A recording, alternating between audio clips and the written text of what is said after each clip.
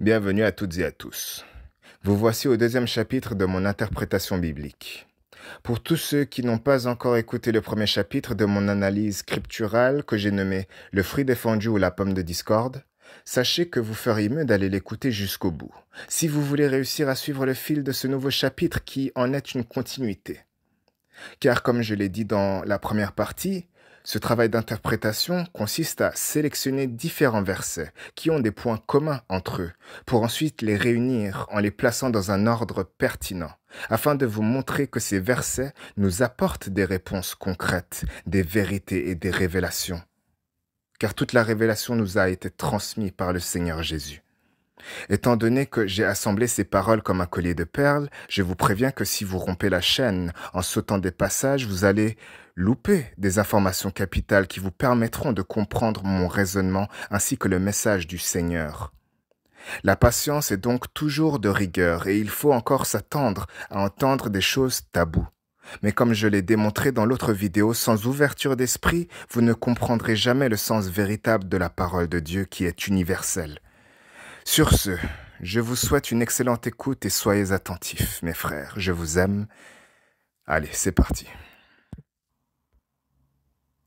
Dans cette deuxième partie, nous allons observer ce qui est dit au sujet du retour du Christ et voir s'il y a des indices pouvant nous aider à l'identifier lorsqu'il se manifestera au monde. Car, comme je l'ai démontré dans la première partie, le monde est prédisposé à rejeter le Christ. Et si ce monde, si cette génération est prédisposée à rejeter le Christ à son retour, c'est parce qu'il y a des passages qui indiquent que notre génération est semblable à celle de l'époque de Noé, lorsque tout le monde était détourné de la voie de Dieu, de la vérité et du bon sens. Et c'est ce genre de révélation que j'ai apporté dans la première partie qu'il faut avoir compris et assimilé si vous voulez vraiment comprendre et être capable d'accepter ce qui va être dit ici. 2 Pierre, chapitre 3, versets 1 à 5. Dans les derniers jours, il viendra des moqueurs avec leurs railleries, marchant selon leur propre convoitise, et disant « Où est la promesse de son avènement ?» Car depuis que les pères sont morts, tout demeure comme dès le commencement de la création.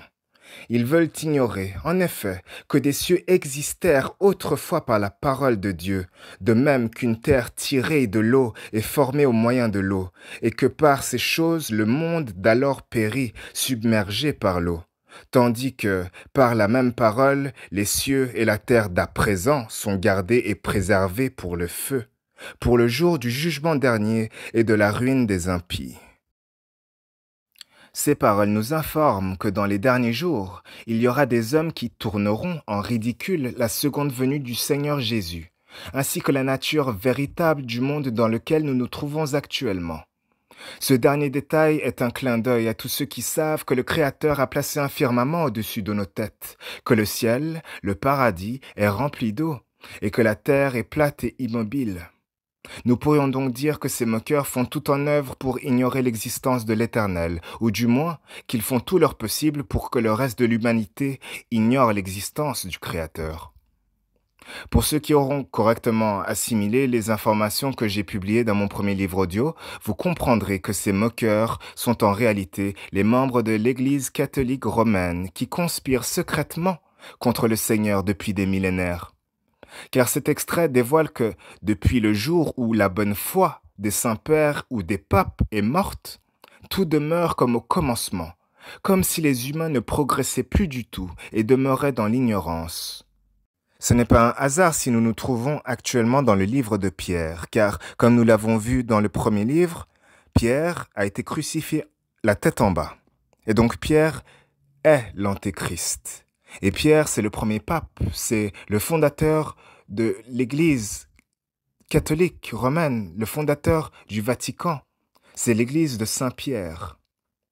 Et nous avons vu que Saint-Pierre est la représentation humaine de Satan, car Satan représente les papes et tous ceux qui sont opposés au Seigneur et qui usurpent son identité, son autorité, car le pape se fait appeler le Saint-Père. Or, le seul Saint-Père qui existe est dans le ciel, et c'est Dieu. Passons maintenant au prochain verset qui apporte d'autres informations sur le retour du Messie. Luc chapitre 17, versets 20 à 24. Les pharisiens demandèrent à Jésus quand viendrait le royaume de Dieu.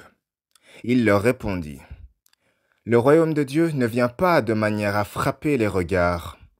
On ne dira point, il est ici ou il est là, car voici, le royaume de Dieu est au milieu de vous. » Et il dit aux disciples, « Des jours viendront où vous désirerez voir l'un des jours du Fils de l'homme, et vous ne le verrez point.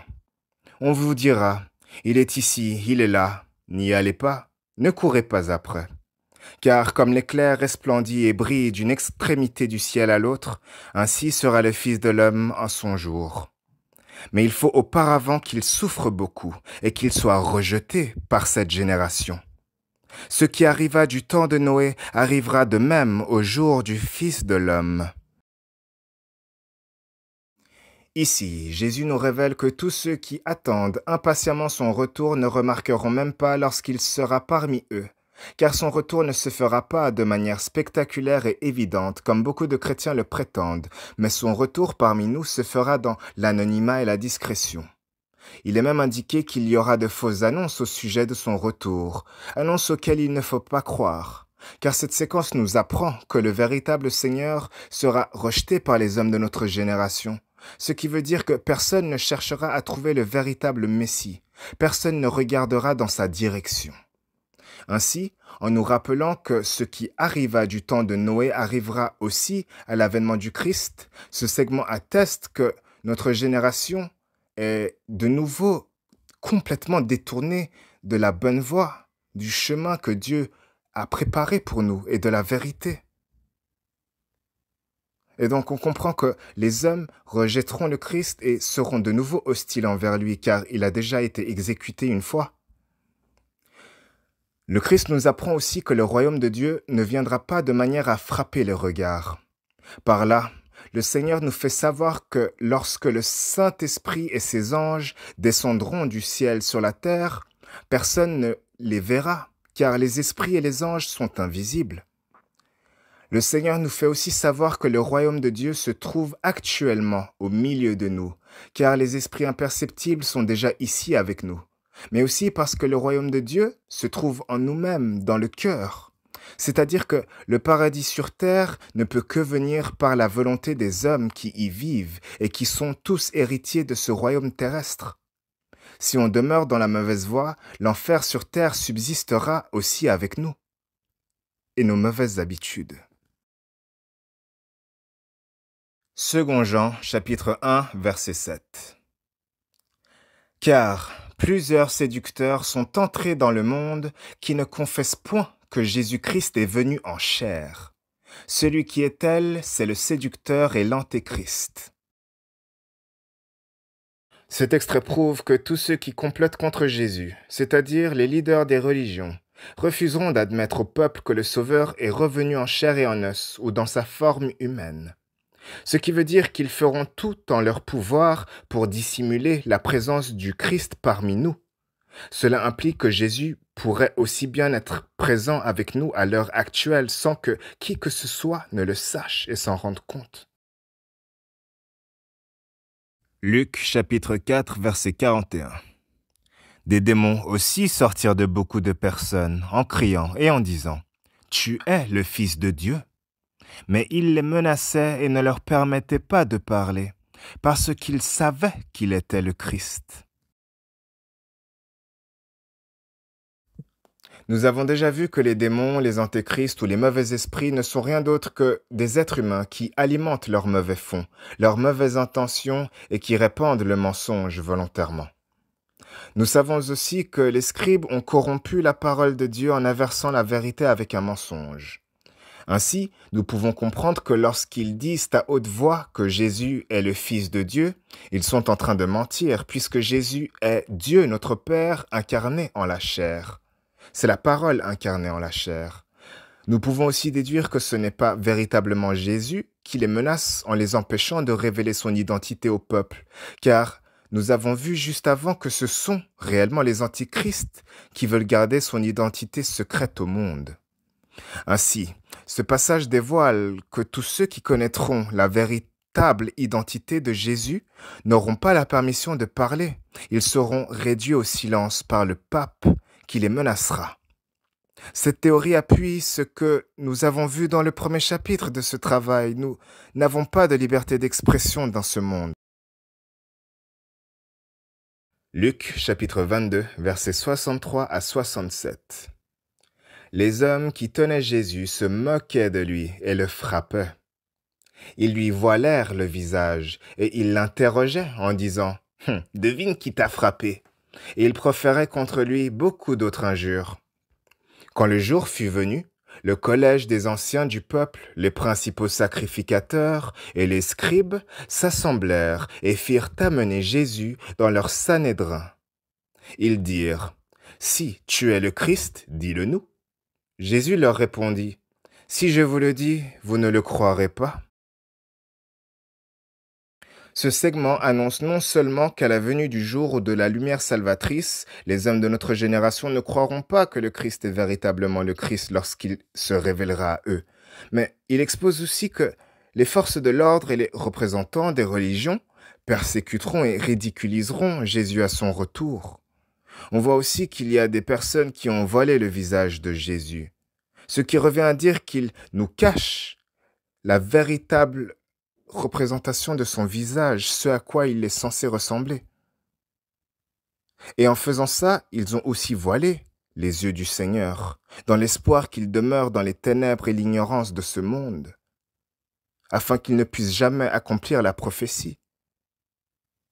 Mais nous savons maintenant que l'intelligence de Jésus-Christ est revenue d'entre les morts et que les yeux du Messie se sont ouverts grâce à Dieu ou grâce à la parole de Dieu, qui est esprit et vie. Jean, chapitre 10, versets 30 à 35. Moi et le Père, nous sommes un.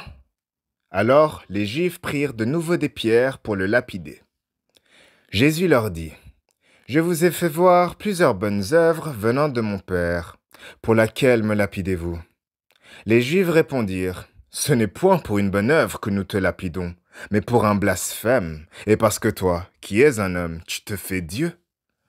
Jésus leur répondit, n'est-il pas écrit dans votre loi, j'ai dit, vous êtes des dieux? Si elle a appelé Dieu ceux à qui la parole a été adressée, et si l'écriture ne peut être anéantie, celui que le Père a sanctifié et envoyé dans le monde, vous lui dites, tu blasphèmes. Et cela parce que j'ai dit, je suis le Fils de Dieu. En nous dévoilant qu'il ne fait qu'un avec le Père, Jésus nous révèle vraiment que le Père et le Fils sont les deux faces d'une même pièce, et donc que Dieu existe sous deux formes, le Saint-Esprit invisible et omniprésent, ainsi que l'être humain ordinaire et visible. C'est ça la véritable signification de la Trinité, car le Saint-Esprit, c'est soit le Père dans le ciel, soit le Fils sur la terre. Et en effet, nous pouvons même voir que les Juifs ont compris la signification de cette déclaration, car ce qu'ils reprochent à Jésus, c'est le fait qu'il se prenne pour Dieu le Père. Cependant, les Juifs qui symbolisent tous les croyants ne seront pas capables de concevoir qu'un homme puisse aussi être Dieu. Et comme nous le constatons, ceux qui se disent être croyants considéreront le Seigneur leur Dieu comme un blasphémateur. Ils iront même jusqu'à le lapider. Ils iront jusqu'à lapider le Seigneur avec des pierres lorsqu'il sera affaibli en la chair. Rappelez-vous aussi que les pierres symbolisent l'Église de Saint-Pierre, le Vatican, l'Église catholique. Ainsi, le Seigneur nous fait savoir que même les catholiques et les chrétiens ne seront pas aptes à le croire, même s'ils s'adaptaient à leur croyance en se rabaissant en tant que fils de Dieu, en tant que fils de lui-même. Mais afin de convaincre ces croyants incrédules, Jésus cite un passage de la Bible où l'Écriture divine nous confie que nous sommes tous des dieux, à l'image du Dieu des dieux, car nous sommes ses enfants. Nous sommes de la même nature que Dieu. Par là, Dieu nous révèle que nous étions des dieux, des esprits, avant de naître dans la chair humaine. Après quoi, le Christ nous parle de ceux qui ont gardé le pouvoir de discernement de leur divinité, les dieux. Ces hommes ont gardé le pouvoir de discernement de leur divinité pour entendre la parole de Dieu qui les appelle à travers les Écritures. Cela peut donc dire que la parole du Saint-Esprit a aussi été adressée à sa forme humaine en Christ pour le guider dans sa mission, pour se guider soi-même dans sa mission, dans le futur. Par conséquent, le Christ nous révèle une chose capitale. Il nous apprend qu'il a été lapidé à cause de ses bonnes œuvres. Ces bonnes œuvres qui ont été considérées comme étant blasphématoires. En outre, comme je l'ai démontré dans la première vidéo, Jésus n'a jamais accompli de miracle surnaturel car il s'est dépouillé de sa divinité à la naissance. Ce qui veut dire que les œuvres dont il est vraiment question ici sont des œuvres que tout homme ordinaire pourrait accomplir. Des œuvres semblables à ceux de Noé avec l'arche, ou Moïse avec les 11 commandements, ou de moi-même avec ce que je vous présente ici aujourd'hui. Les œuvres que le Christ aurait accomplies dans le passé seraient tout bonnement des travaux de prédicateurs à la fois ordinaires et incroyables. Il n'est donc pas tiré par les cheveux si je déduis que l'auteur de ces écritures saintes sera amené à faire un travail centré sur son propre livre lorsqu'il reviendra. Ésaïe, chapitre 29, versets 14 à 16. Quelle perversité est la vôtre! Le potier doit-il être considéré comme de l'argile pour que l'ouvrage dise de l'ouvrier, il ne m'a point fait, pour que le vase dise du potier, il n'a point d'intelligence. Cette parabole exprime parfaitement que du moment où le Créateur devient semblable à sa création le reniera en refusant de croire que l'esprit du Créateur puisse aussi appartenir à une créature comme elle. Pour reformuler, ce passage exprime que les humains renient l'incarnation humaine du Saint-Esprit en refusant de croire qu'une telle intelligence puisse résider dans un homme ordinaire. Ainsi, les hommes sont prédisposés à sous-estimer les capacités intellectuelles du Christ. Par conséquent, ce verset évoque subtilement les ouvrages que le Seigneur Jésus produira de ses propres mains, tel un potier qui façonne de l'argile. Œuvre qu'il fera dans les derniers jours et qui lui permettront de sauver les hommes de leur ignorance, comme ce qu'a fait Noé autrefois avec l'arche, ou comme ce que je fais à présent avec ce livre. Un travail de potier, un travail d'artiste. Ce verset révèle aussi que les travaux manuels que Jésus fera à son avènement seront basés sur les saintes Écritures. Pourquoi je dis ça? Parce que ce segment indique que le Créateur incarne son œuvre. Et nous avons déjà vu dans le livre de Jean chapitre 1 verset 1 à 2 que Dieu incarne sa parole, les saintes Écritures qui représentent aussi son ouvrage. De ce fait, je vais réutiliser le passage en question pour la suite logique de ce raisonnement. Au commencement était la parole, et la parole était avec Dieu, et la parole était Dieu. Elle était au commencement avec Dieu. La préposition « avec » révèle qu'il y a toujours eu une relation ou une alliance entre Dieu et les saintes Écritures. Mais elle marque aussi la distinction entre le Créateur et sa parole. Pourtant, il est stipulé que Dieu est la parole, comme si les deux ne faisaient qu'un. Et n'oublions pas que Jésus, le Fils et Dieu, le Père, eux aussi ne sont qu'un.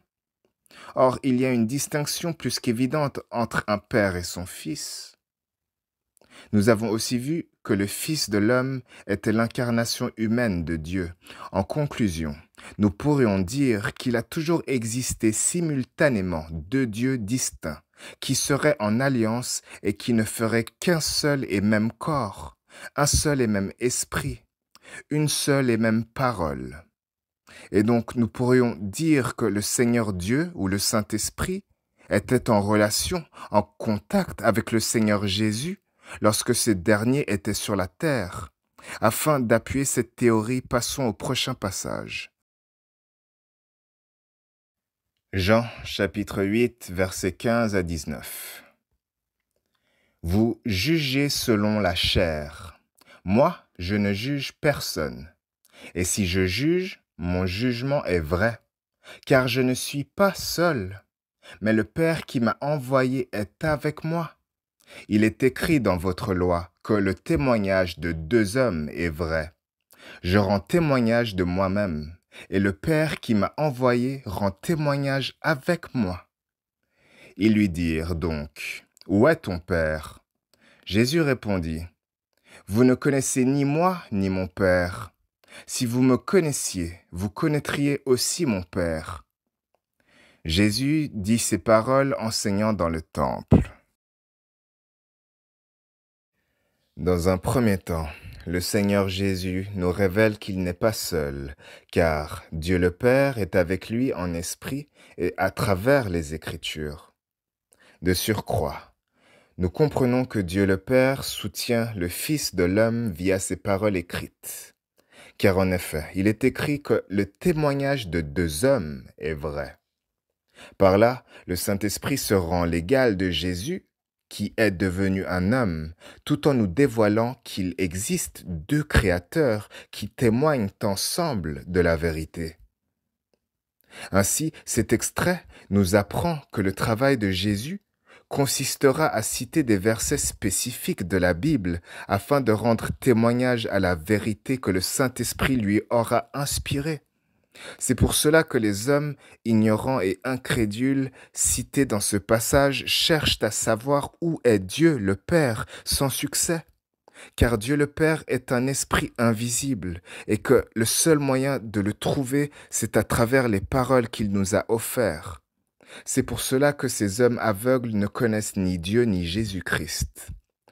À cet effet, Jésus dévoile aussi que les hommes de ce monde ne comprennent pas la vraie nature du jugement dernier, car ceux-ci pensent que Dieu condamnera physiquement les hommes par la destruction de la chair. En outre, le Seigneur précise qu'il ne jugera personne de cette manière, car son jugement n'affectera pas la chair des hommes, mais leur esprit, leur manière de penser et de fonctionner dans le monde. Ce jugement requiert donc tout simplement de la critique ou de l'appréciation de l'état d'esprit de l'humanité, afin que le royaume de Dieu sur terre puisse se manifester grâce à nous tous, qu'on avance ensemble, main dans la bonne voie. Car ce n'est pas en claquant des doigts que Dieu va rétablir l'ordre. Dieu n'est pas là pour nous pomponner comme des bébés. On est fait à son image et on est divin. Il nous a dit que nous étions des dieux car nous sommes faits à son image. Nous sommes ses enfants. Et donc, nous sommes appelés à faire des choses plus grandes que ce que nous faisons actuellement. Marc chapitre 4, versets 1 à 3. Jésus se mit de nouveau à enseigner au bord de la mer. Une grande foule s'étant assemblée auprès de lui, il monta et s'assit dans la barque sur la mer. Toute la foule était à terre, sur le rivage. Il leur enseigna beaucoup de choses en paraboles, et il leur dit dans son enseignement, « Écoutez un semeur sorti pour semer, comme il semait une partie de la semence. » Nous avons ici un rappel que Jésus nous enseigne ses révélations sous forme de paraboles. Paraboles qui, je le rappelle, sont des histoires imaginées et fictives auxquelles il faut interpréter pour découvrir le sens qui s'y cache. Aussi, il y a ici 3 mots-clés auxquels je tiens à mettre en évidence, car cet extrait contient le mot « barque » qui peut évoquer l'arche de Noé, le mot « mer » qui peut évoquer l'eau du déluge et le mot « nouveau » qui nous rappelle qu'il n'y a rien de nouveau sous le soleil, qu'il y aura un nouveau Noé. qui viendra dans les jours de la révélation. Par conséquent, ce que ce passage semble exprimer, c'est que Jésus incarne le nouveau Noé, mais aussi le dernier Noé, qui viendra pour sauver les hommes de leur ignorance durant les jours de la révélation, les jours de l'Apocalypse ou le nouveau déluge. Nous avons vu dans le premier chapitre que j'ai écrit que l'arche de Noé était une allégorie représentant le travail acharné et manuel d'un prédicateur, un travail qui pourrait sauver l'humanité des ténèbres qui l'aveuglent. De ce fait, nous pouvons dire que le travail que le Sauveur effectuera à son retour sera lié à l'enseignement parabolique inscrit dans la Bible. En d'autres termes, cet extrait démontre que Jésus reviendra pour nous expliquer la signification des paroles qu'il nous a dites depuis le commencement. Il faut savoir qu'une semence peut produire un aliment, et donc un aliment spirituel symbolisant la parole de Dieu, parole pouvant nourrir notre esprit de discernement et nos connaissances. Car la parabole du semeur qui sème la semence fait vraiment référence à un prédicateur qui répand la parole de l'Éternel. C'est pour cela que j'ai terminé cette séquence prématurément. Car en coupant le segment de la sorte et en ignorant la ponctuation à partir du verbe écouter, on pourrait croire que Jésus demande à la foule présente, et donc à nous, d'écouter un prédicateur sorti pour répandre la parole, d'écouter la manière dont il répand seulement une partie des Écritures saintes.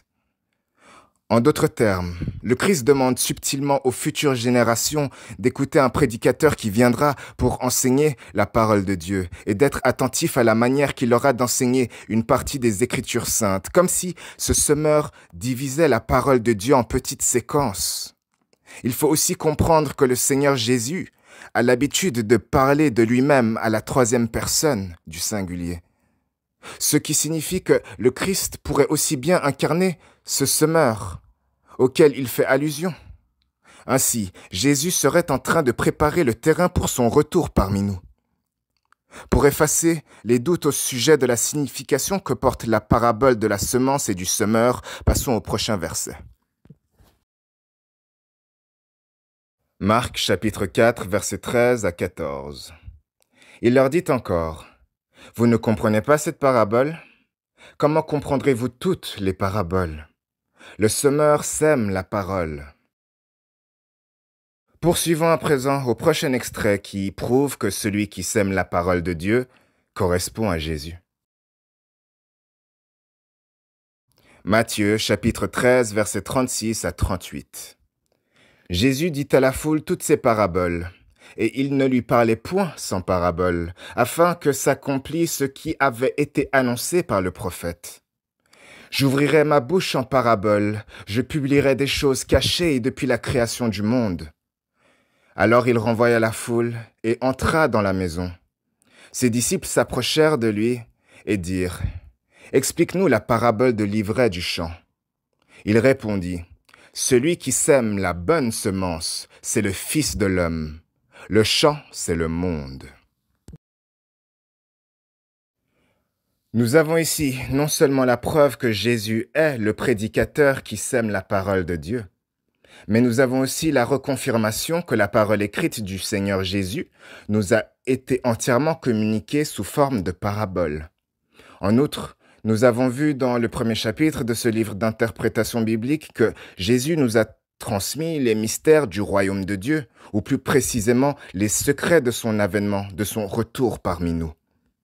Ainsi, Jésus nous informe que le jour où la prophétie sera accomplie et qu'il sera à nouveau sur la terre en chair et en os, il expliquera clairement la signification de ces paroles paraboliques, tout en nous apportant des révélations qui nous ont été cachées depuis trop longtemps. En parlant d'explication, il se trouve que les disciples de Jésus lui demandent ici des clarifications au sujet de la parabole de l'ivraie du champ. L'ivraie est une plante. Elle représente donc la forme développée d'une semence. Le champ peut à son tour symboliser un même lieu où la semence est plantée. D'autre part, le mot champ est l'homonyme du mot chant qui est en lien avec la musique. la chanson. Autrement dit, le chant peut aussi évoquer des sons musicaux émis par la voix humaine de Jésus, ou les paroles qui sortent directement de la bouche de Dieu.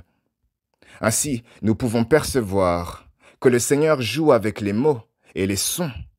Il joue avec les homonymes. Ceci étant dit, l'accord du L' avec le mot ivret forme le même son que le mot livret. Un livret est un petit livre. Tous ces éléments révèlent donc que, dans les derniers jours, Jésus-Christ va répandre ou prêcher la bonne parole de Dieu qu'il aura plantée ou réunie dans un petit livre. Continuons avec ce que Jésus a à dire au sujet des enseignements paraboliques qu'il effectuera à son retour. Jean chapitre 16, verset 25. Je vous ai dit ces choses en parabole. L'heure viendra où je ne vous parlerai plus en parabole, mais où je vous parlerai ouvertement du Père. Le Christ confirme ici qu'il reviendra sur la terre afin d'expliquer clairement les paraboles qu'il nous a communiquées dans la Bible. Il reviendra pour parler ouvertement de la parole, de Dieu et de la vérité, dans ces temps où la liberté d'expression est restreinte. Hébreux chapitre 1, versets 1 à 3. Après avoir autrefois, à plusieurs reprises et de plusieurs manières, parlé à nos pères par les prophètes, Dieu, dans ces derniers temps, nous a parlé par le Fils. Ce verset nous rappelle ici que dans le passé, Dieu s'est servi de la bouche de prophètes à l'image de Noé et de Moïse pour faire entendre sa voix révélatrice aux populations de la terre. Et il nous dévoile simultanément que dans les derniers jours, ce sera l'incarnation du Saint-Esprit ou le Seigneur Jésus qui nous parlera directement en nous communiquant ces révélations. Mais la formulation de la phrase donne à croire que le prophète, que Jésus est déjà présent et qu'il nous a déjà parlé de vive voix, car la phrase est conjuguée au passé composé, comme si l'action de la prédication faite par Jésus a déjà été enclenchée, comme si le Christ était présent parmi nous actuellement. Jean chapitre 7, versets 26 à 30. Quelques habitants de Jérusalem disaient, « N'est-ce pas là celui qu'ils cherchent à faire mourir? Et voici, il parle librement, et ils ne lui disent rien. Est-ce que vraiment les chefs auraient reconnu qu'il est le Christ? Cependant, celui-ci, nous savons d'où il est. Mais le Christ, quand il viendra, personne ne saura d'où il est. » Et Jésus, enseignant dans le temple, s'écria, « Vous me connaissez et vous savez d'où je suis. Je ne suis pas venu de moi-même, mais celui qui m'a envoyé est vrai, et vous ne le connaissez pas. Moi, je le connais car je viens de lui, et c'est lui qui m'a envoyé. » Ce texte réitère le fait que personne sur terre ne connaît Dieu, Jésus ou la vérité. Mais il suggère aussi que le Christ incarne le dernier Noé, la seule personne qui connaisse réellement le Créateur. Nous voyons donc ici que le Seigneur Jésus est né dans le monde, qu'il y a grandi parmi les hommes et que même arrivé à l'âge adulte, personne de son entourage ne s'est jamais douté qu'il était le Seigneur. Cela confirme ce qui a été dit plus tôt au sujet de l'avènement du Christ. Son retour parmi les hommes se fera dans la discrétion et l'anonymat. De plus, nous comprenons que le jour où Jésus dévoilera aux hommes qui l'entourent, qui il est vraiment, ces hommes-là penseront à tort déjà tout savoir à son sujet. Ces hommes-là n'auront pas l'ouverture d'esprit pour admettre en eux-mêmes que la première impression qu'ils avaient de Jésus était peut-être la fausse et qu'il pourrait vraiment s'agir là du véritable Christ.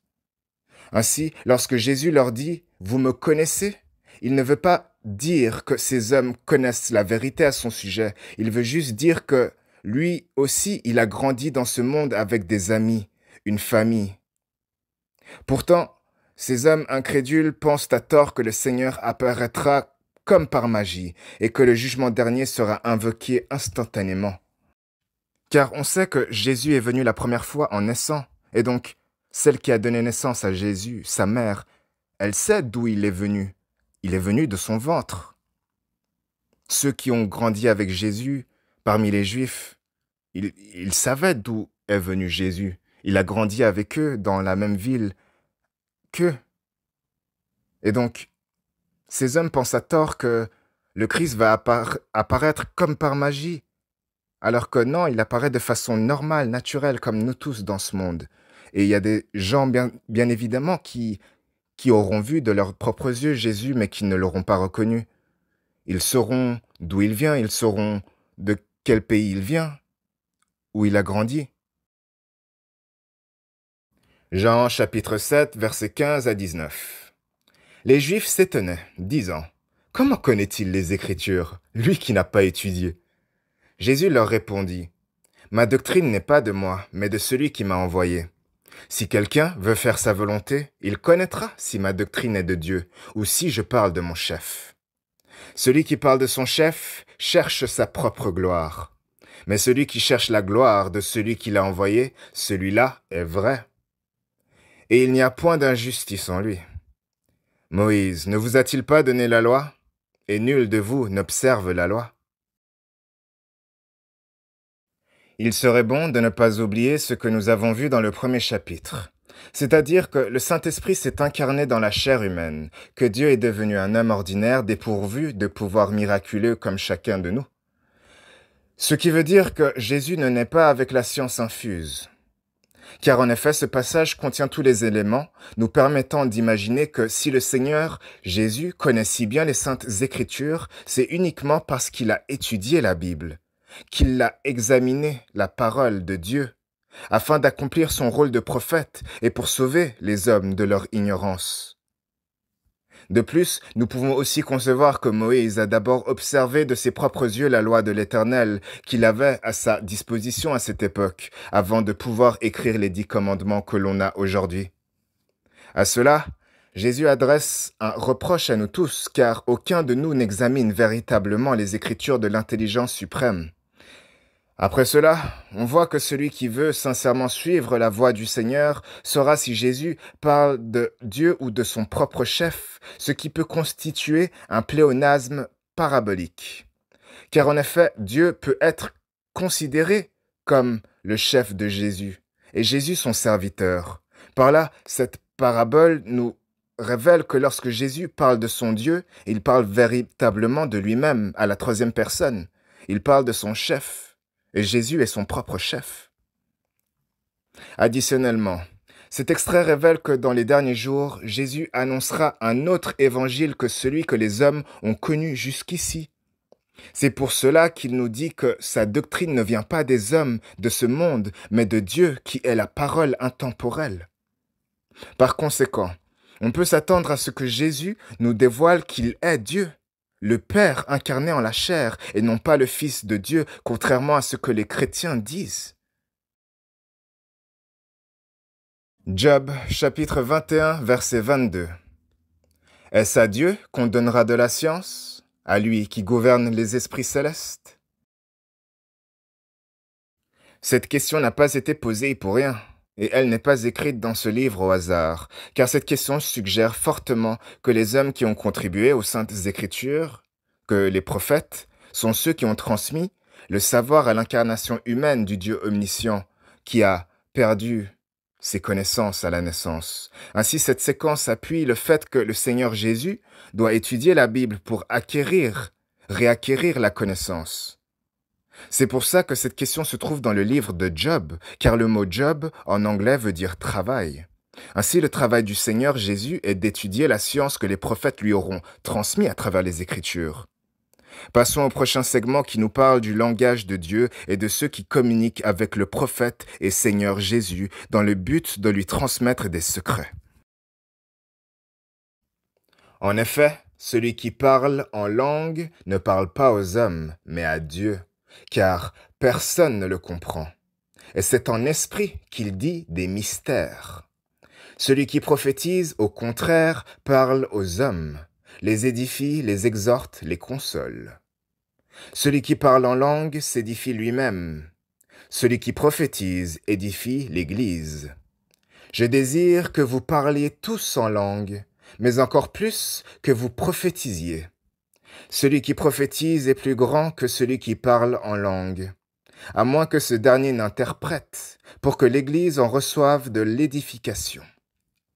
Et maintenant, frères, de quelle utilité vous serais-je si je venais à vous parlant en langue, et si je ne vous parlais pas par des révélations ou par connaissance, ou par prophétie, ou par doctrine? On comprend donc que les chrétiens protestants n'ont pas réellement compris ce que parler en langue voulait vraiment dire.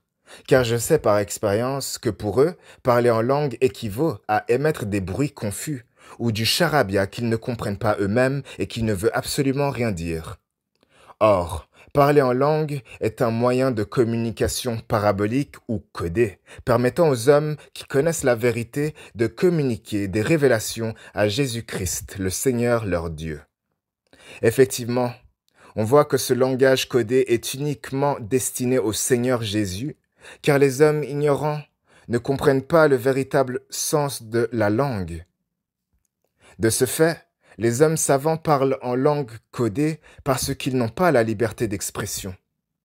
Ils n'ont pas la possibilité d'exprimer explicitement ce qu'ils savent à leur Sauveur, qui est venu pour délivrer le reste du monde. Et vu que Jésus est né avec l'ignorance d'un bébé dans un monde où les gouvernements et le Vatican retiennent la vérité captive, cachée, dissimulée, parler en langue est le seul moyen pour ces hommes réduits au silence de ressusciter l'intelligence du Christ. Et donc, nous voyons qu'il y a des étapes. D'abord, les hommes savants et réduits au silence parlent en langue codée pour transmettre directement toute la révélation à Jésus. Ensuite, le Christ doit interpréter la parole de Dieu pour s'instruire et s'éclairer avant d'aller prophétiser la révélation aux hommes de ce monde, car personne d'autre sur terre ne comprend ce langage, et l'humanité a besoin du Christ pour lui expliquer le sens des Écritures ou la révélation qui s'y cache. Si ma théorie est correcte, il devrait y avoir dans la Bible des passages qui s'adressent directement à Jésus, comme si le Christ était un lecteur et un interprète présent dans le monde avec nous. Fort heureusement, il s'avère que la prochaine séquence remplit parfaitement cette fonction. Ézéchiel, chapitre 40, verset 4. Fils de l'homme, regarde de tes yeux et écoute de tes oreilles. Applique ton attention à toutes les choses que je te montrerai, car tu as été amené ici afin que je te les montre. Fais connaître à la maison d'Israël tout ce que tu verras. Veuillez noter ici que Jésus est appelé le Fils de l'homme, non pas le Fils de Dieu, car Jésus est le fils d'un homme. Le Christ a un père biologique humain. Ainsi, nous comprenons qu'Ézéchiel, celui qui a écrit les paroles que nous lisons ici, est en train d'inviter Jésus à interpréter les Écritures pour s'instruire et pouvoir ensuite enseigner aux synagogues et aux églises et toutes les autres croyances qui existent, qui sont détournées de la vérité. Continuons à la prochaine séquence qui s'adresse beaucoup plus subtilement au Seigneur Jésus. Je dis subtilement, car vous devez le savoir, j'ai changé la nature de la première phrase en coupant, en supprimant les 3 premiers mots et en changeant la ponctuation de sorte à obtenir une question qui m'a semblé pertinente avec la suite de la séquence. Romains chapitre 2, versets 16 à 21. Qui paraîtra au jour où, selon mon évangile, Dieu jugera par Jésus-Christ les actions secrètes des hommes.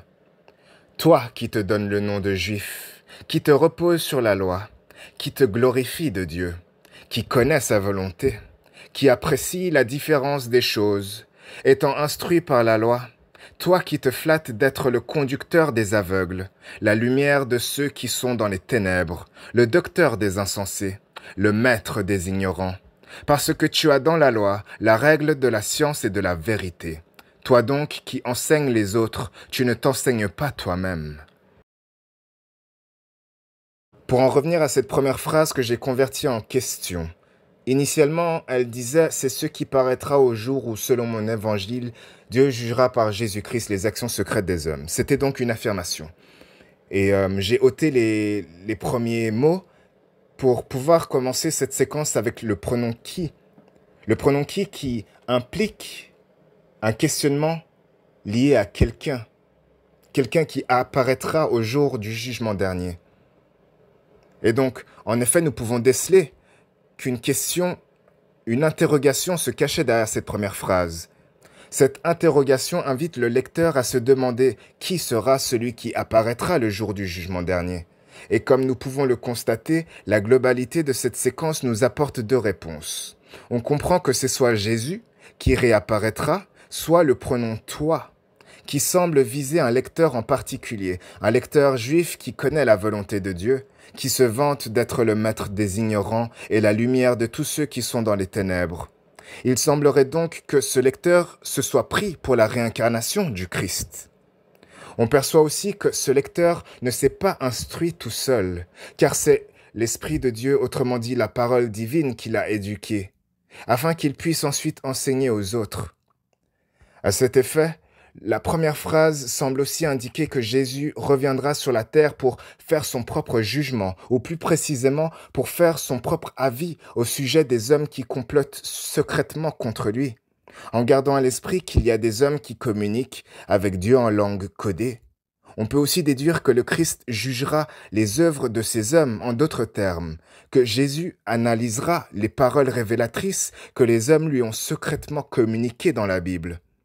Ainsi, nous comprenons que la réincarnation de Jésus sera un lecteur et un interprète des Écritures, ce qui confirme tout ce que nous avons vu jusqu'ici.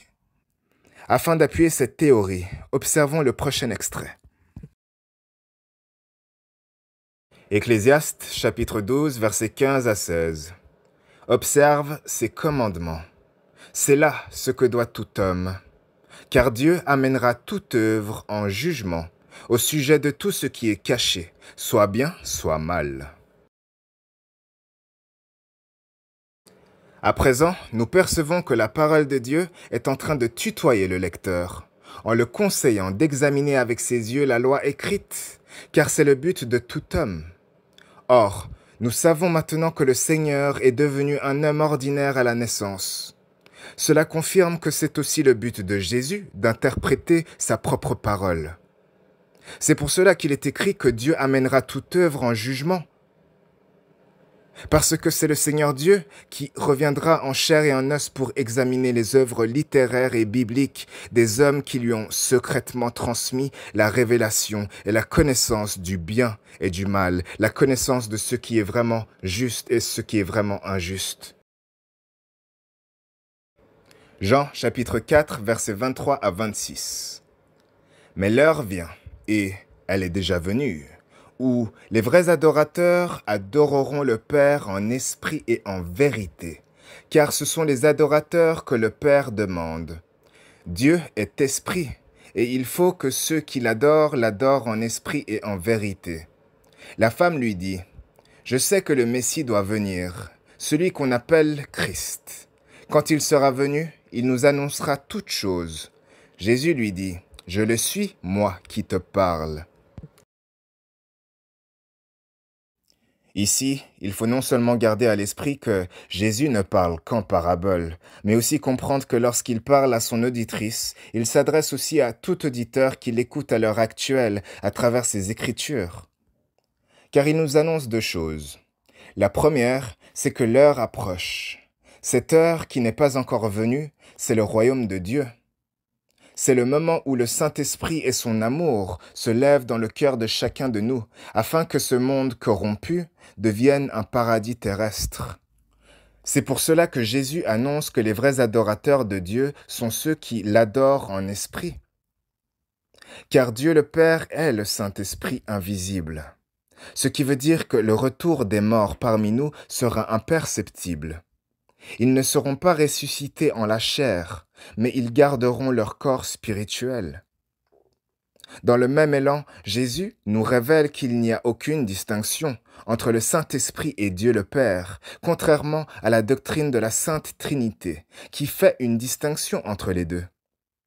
Ce qui laisse le Père et le Fils de l'homme, qui ne sont qu'un, car Jésus est Dieu le Père incarné.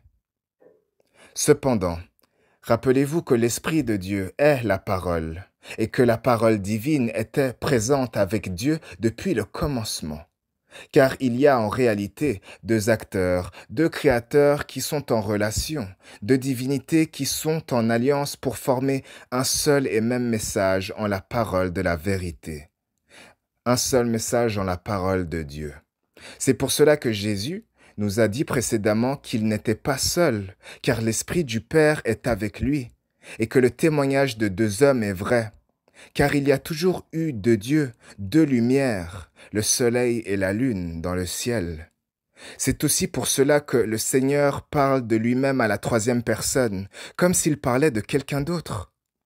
C'est pour ça que le concept de fils de Dieu existe, pour montrer qu'il y a aussi une distinction qui peut se faire entre un père et son fils, une distinction entre le Père qui est dans le ciel et le divin enfant qui est sur la terre. Par conséquent, nous savons que le royaume de Dieu est proche, mais la deuxième chose que Jésus nous annonce, c'est que l'heure est déjà venue. Par là, le Seigneur nous révèle en temps présent qu'il est déjà revenu parmi nous dans sa forme charnelle et visible. C'est pour cela que l'auditrice ignorante dit à Jésus que le Messie sera bientôt de retour pour apporter la révélation. C'est pour cela que l'auditrice ignorante dit à Jésus que le Messie sera bientôt de retour pour apporter la révélation, sans même se rendre compte que le Messie était en face d'elle tout le long de la conversation. Car la venue de Jésus sera incognito, imperceptible. C'est pour cela que Jésus nous dit à tous, « Je le suis, moi qui vous parle en ce moment présent, car le Christ est avec nous en ce moment même. » Par conséquent, la prochaine étape de cette interprétation sera de retrouver des paroles qui nous permettraient de reconnaître et identifier le Messie. Luc chapitre 3, verset 23. Jésus avait environ 30 ans lorsqu'il commença son ministère, étant, comme on le croyait, fils de Joseph. Ce passage nous apprend que Jésus aura environ 30 ans lorsqu'il se révélera au monde et commencera à prêcher la parole de la vérité. Ces paroles confirment aussi que Joseph était le père biologique du Christ, car Jésus était un homme ordinaire comme chacun de nous. Ce qui veut dire que Jésus est le fils de l'homme ou le fils d'un homme, non pas le fils de Dieu.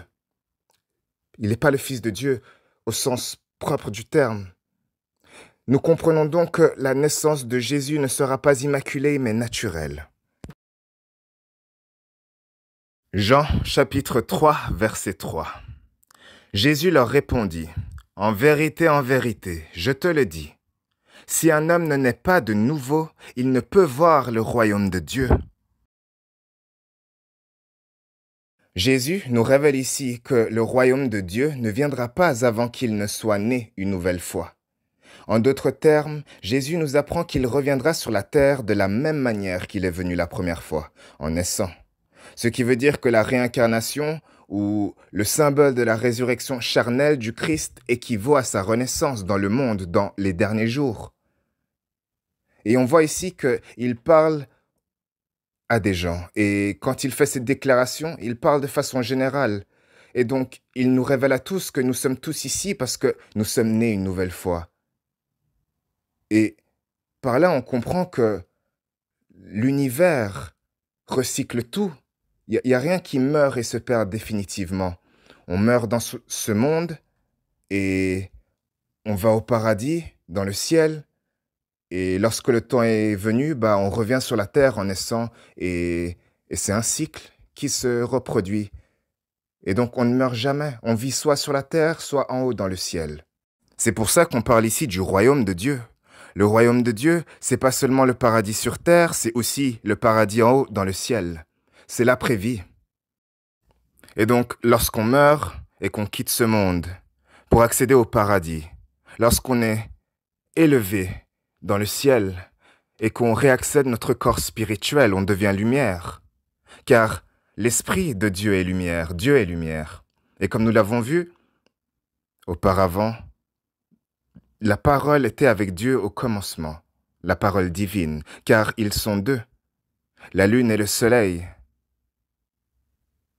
Et donc, le soleil est une étoile, la lune aussi est une étoile. Et toutes ces lumières que vous voyez dans le ciel au-dessus de vos têtes, on a essayé de vous faire croire qu'elles sont autre chose que ce qu'elles sont vraiment. Ces étoiles sont des corps spirituels, ce sont les enfants de Dieu. Quand vous regardez en haut et que vous voyez ces lumières, vous vous regardez vous-même. Ésaïe chapitre 9, verset 5. Un enfant nous est né, un fils nous est donné. Vous ne verrez pas le lien tout de suite, mais notez seulement que la naissance du Fils de l'homme parmi nous est associée au fait que le divin enfant nous a été offert comme un don de Dieu. Jean chapitre 3, verset 16. Dieu a tant aimé le monde qu'il a donné son Fils unique. Nous avons ici la confirmation que la naissance du Fils de l'homme dans le monde est liée au fait que Jésus incarne le don de Dieu, car c'est Dieu qui nous l'a offert en tant que don. Donc c'est effectivement un don de Dieu. Nous avons déjà vu que Jésus n'est pas littéralement le Fils de Dieu, mais que le terme Fils de Dieu signifiait vraiment que le Seigneur Dieu est devenu semblable à ses propres enfants, semblable à ses fils ou à ses filles. Ainsi, en précisant que Jésus est fils unique, cela pourrait être un indice qui signifie que les parents terrestres du Christ n'ont eu qu'un seul enfant, Jésus lui-même. Ainsi, nous aurions potentiellement 3 informations sur l'identité du Christ. La première, c'est que Jésus aura autour des 30 ans lorsqu'il commencera à prêcher. La deuxième, c'est que Jésus sera né en tant que don de Dieu. Et la dernière, c'est que le Christ a grandi en tant que fils unique. Jean, chapitre 4, versets 10 à 11. Jésus répondit, « Si tu connaissais le don de Dieu, et qui est celui qui te dit, « Donne-moi à boire », tu lui aurais toi-même demandé à boire, et il t'aurait donné de l'eau vive. » Jésus nous révèle ici que pour le connaître, il faut d'abord connaître le don de Dieu. Le don de Dieu, c'est quoi? On voit que Jésus dit à son auditeur, « Donne-moi à boire », car le don de Dieu, c'est l'eau de la vie. C'est le breuvage spirituel qui revivifie l'esprit de notre intelligence divine. Autrement dit, cette eau symbolise la parole révélatrice de Dieu, qui est un aliment pour notre corps spirituel. Et nous savons que Dieu est la parole écrite. Cette eau peut aussi représenter le déluge qui viendra dans les derniers jours pour baptiser les hommes en lavant la corruption de leur intellect et de leur action. Nous savons aussi que le déluge est associé au retour du Christ. C'est pour cela que le don de Dieu représente avant tout la renaissance du Christ parmi nous, car il nous a été donné par Dieu à sa naissance. Par conséquent, Jésus nous fait comprendre que si son auditeur avait réellement connu son Sauveur, s'il avait vraiment connu le don de Dieu qui lui demande en personne et de vive voix à boire, cet auditeur aurait compris que ce n'est pas à Christ de lui demander à boire, mais que c'est à lui-même de demander au don de Dieu le breuvage spirituel du Créateur. C'est là une parabole qui exprime que l'auditeur est un prédicateur qui croit pouvoir enseigner la parole de Dieu au Seigneur lui-même, sans même réaliser qu'il discute avec le Christ en chair et en os. Mais pourquoi l'identité du Christ et sa renaissance seraient-elles liées au don de Dieu? Quelle autre signification ce don pourrait-il avoir? Il est temps de vous révéler que le prénom Matthieu signifie littéralement le don de Dieu. Allez checker. Ce qui signifie que moi, Matthieu, je suis le don de Dieu, la réincarnation de Jésus-Christ, la parole de Dieu incarnée en la chair, une nouvelle fois, pour vous apporter la révélation. C'est pour cela que ce verset contient l'indice « Donne-moi ». Donne-moi, car c'est bien moi le lecteur et le don de Dieu. Le don que Dieu vous a offert, c'est moi qui l'a donné. Un autre indice se cache ici. Cet indice est la séquence comportant les mots « eau vive », car c'est aux eaux vives que se trouve le jet d'eau, l'emblème de Genève, la ville où j'ai grandi toute ma vie. Il faut aussi que vous sachiez que je suis né le 20 décembre 1993, ce qui signifie que j'ai environ 30 ans. J'ai 29 ans très exactement aujourd'hui, tout comme Jésus lorsqu'il commença son ministère. La naissance de Jésus est célébrée le 25 décembre, ce qui est drôlement proche. En outre, je suis aussi fils unique. du moins du côté de ma mère. Je ne connais pas mes frères, mes demi-frères et sœurs. Donc j'ai grandi en tant que fils unique. C'est comme ça que je me reconnais. Afin de prouver que je suis bien qui je dis que je suis, passons au livre de Matthieu, chapitre 16, versets 13 à 14. Matthieu, chapitre 16, versets 13 à 14. Jésus, étant arrivé dans le territoire de Césarée de Philippe, demanda à ses disciples, « Qui dit-on que je suis, moi, le Fils de l'homme ?» Ils répondirent, « Les uns disent que tu es Jean Baptiste. » Je le répète encore ici, je porte 3 prénoms, Matthieu, Alexandre et Ivan. Il s'avère que Jean est une variation du prénom Ivan. Par conséquent, mes disciples vous révèlent ici, dans ce verset, que je suis effectivement le Fils de l'homme. Je suis le prophète et le baptiste qui tentera de baptiser le monde dans les derniers jours. Et nous sommes actuellement dans les derniers jours, l'ère de l'Apocalypse, qui est vraiment l'ère de la révélation. En outre, ce verset suggère fortement que Jésus est déjà arrivé dans le monde, plus précisément dans le territoire de Césarée. Le territoire de Césarée est un lieu parabolique, désignant le territoire du nouveau César, le territoire qui appartient à l'héritier de l'Empire romain, autrement dit, le territoire du pape et de son Église catholique romaine. Ce n'est pas un hasard si le Vatican a choisi la garde suisse pour sa protection, car la Suisse est véritablement le territoire du pape qui est le roi de ce monde de ténèbres.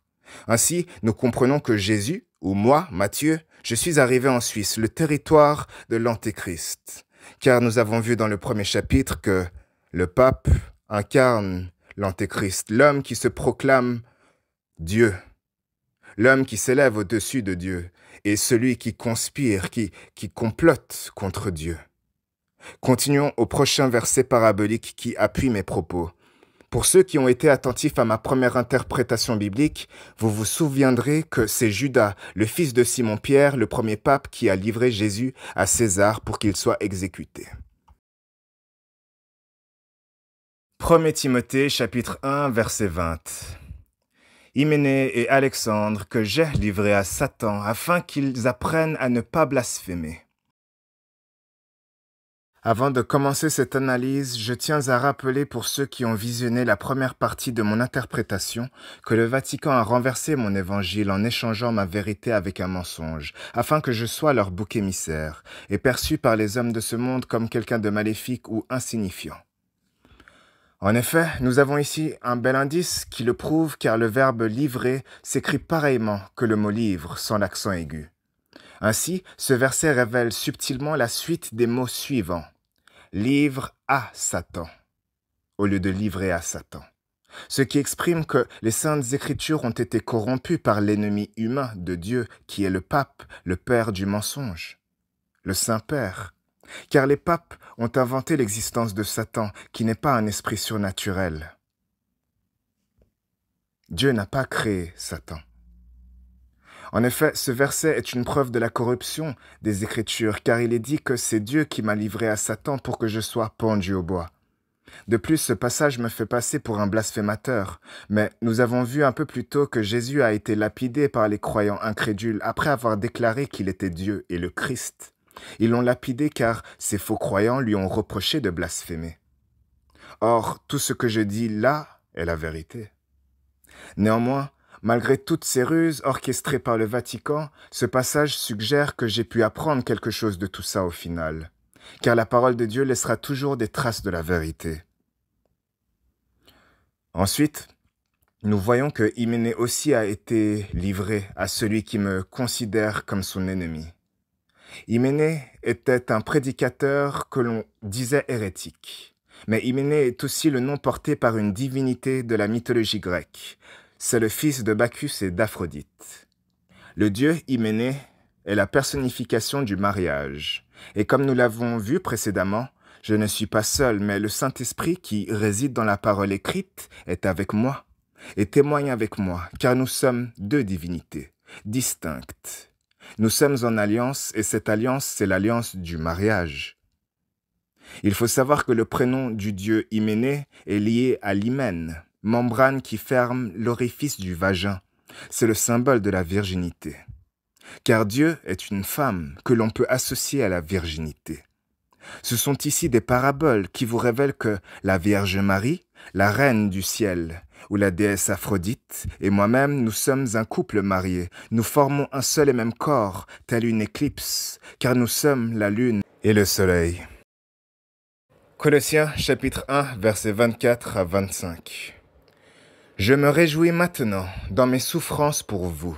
Et ce qui manque aux souffrances de Christ, je l'achève en ma chair, pour son corps qui est l'Église. C'est d'elle que j'ai été fait ministre, selon la charge que Dieu m'a donnée auprès de vous, afin que j'annonçasse pleinement la parole de Dieu, le mystère caché de tout temps et dans tous les âges, mais révélé maintenant à ses saints. Ce passage me permet d'affirmer que je suis là maintenant, à l'instant présent, pour achever le travail de prédication que Jésus a commencé lorsqu'il nous a parlé en parabole, afin que j'explique le sens caché du langage de Dieu ouvertement et clairement à ceux qui sont saints d'esprit, à ceux qui ont du discernement et l'amour de la vérité en eux. Cet extrait révèle donc que je suis la réincarnation du Christ et que j'incarne l'Église véritable, le vrai christianisme. Car en effet, on y trouve la suite des mots suivants. Dieu m'a donné auprès de vous. Ce qui prouve que je suis le don de Dieu. Le Christ qui porte aujourd'hui le prénom Matthieu, qui signifie le don de Dieu. En outre, la suite des mots qui indiquent que c'est d'elle que j'ai été fait ministre suggère que le Dieu qui m'a élu à la tête de l'Église est une femme, ma femme, Marie, la reine du ciel.